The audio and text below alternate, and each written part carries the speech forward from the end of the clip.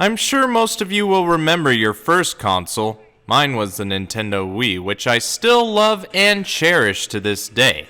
But after several years, maybe the library has become stale, or the console's being discontinued, or my attention was being drawn to something else. Back when I was merely a user on YouTube, I happened to stumble across gameplay footage of games like GTA 4, Infamous, and Batman Arkham Asylum, and I was so amazed with what I was seeing and wanted to know how I could play these games. Unfortunately, they weren't on my Wii, but on another system, and I would have to wait several years to play the games I saw so long ago on a totally different console. It's the PlayStation 3.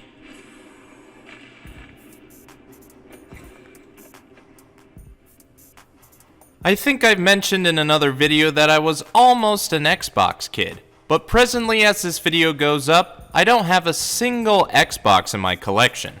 The Wii craze was one reason, and this was another.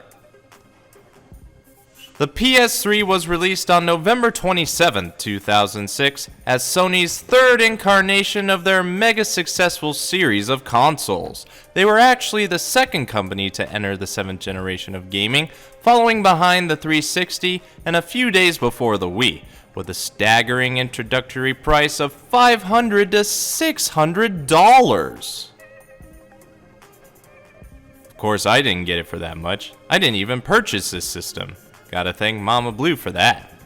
As you probably noticed, mine is not the original model. This is known as the Slim version, but no matter what shape it takes, it is still the PlayStation 3, or PS3 as is emblazoned on the top of the system, or the void of grayish black here.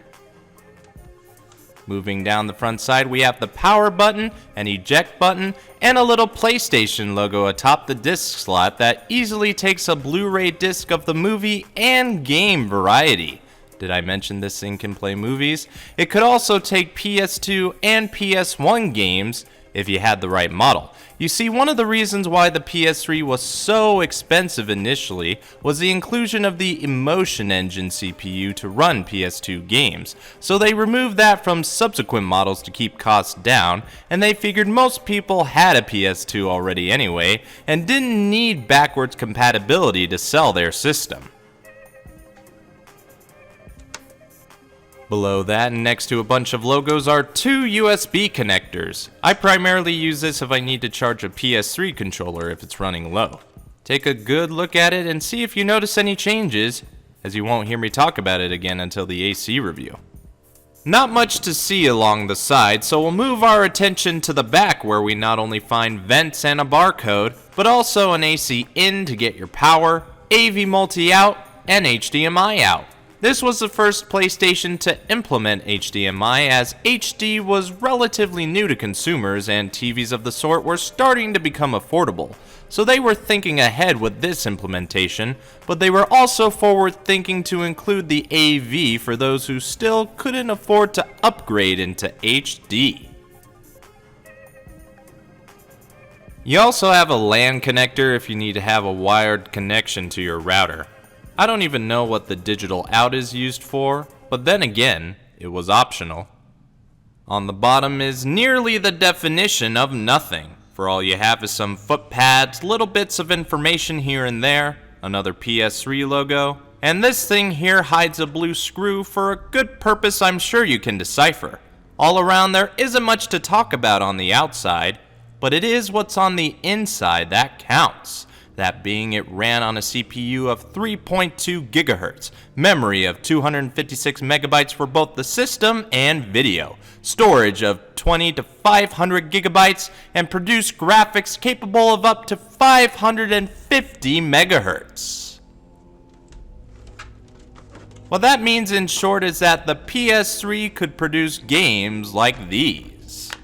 The PlayStation 3 has its own library of classic titles. There are plenty to choose from without it being dull for too long. I share most memories with the games I previously mentioned, as well as others like Metal Gear Solid 4, when SmackDown vs. Raw simply went to WWE, then 2K. Lots of fun were had on this console, not only by me, but others as well. Many would play games like Call of Duty, God of War, Uncharted, Skyrim, Red Dead Redemption, The Last of Us, GTA 5. It really only did everything. I still find a game to play for it here and there. I recently got Catherine, and what a game that is. The PS3, despite its few shortcomings, was a fantastic system with an outstanding library of software to choose from, depending on what model you had. It went on to sell over 80 million units, close to the 360, but sitting comfortably second right behind the Wii. That's pretty much how I view the 7th generation anyway. If you're able to find a PS3 of any type for a good price, you'll have to pick it up so you can play some of the best games on one of the best systems, that being Sony's 3rd iteration of their PlayStation. If you would like me to review the different models of the PS3, do let me know in the comments. I don't necessarily see the need, as the real main difference is backwards compatibility and shape.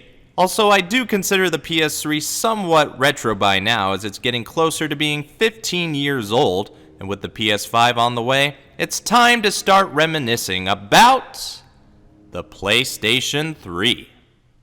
You know, sometimes it's hard to follow up on an already successful system by releasing a different version, as there's a possibility of something getting taken away that we already take for granted. It's happened to Sony with backwards compatibility, it happened to Sega when shrinking down the Genesis and taking away the ability to put the add-ons on. Though that might have been a blessing. It rarely happens to Nintendo.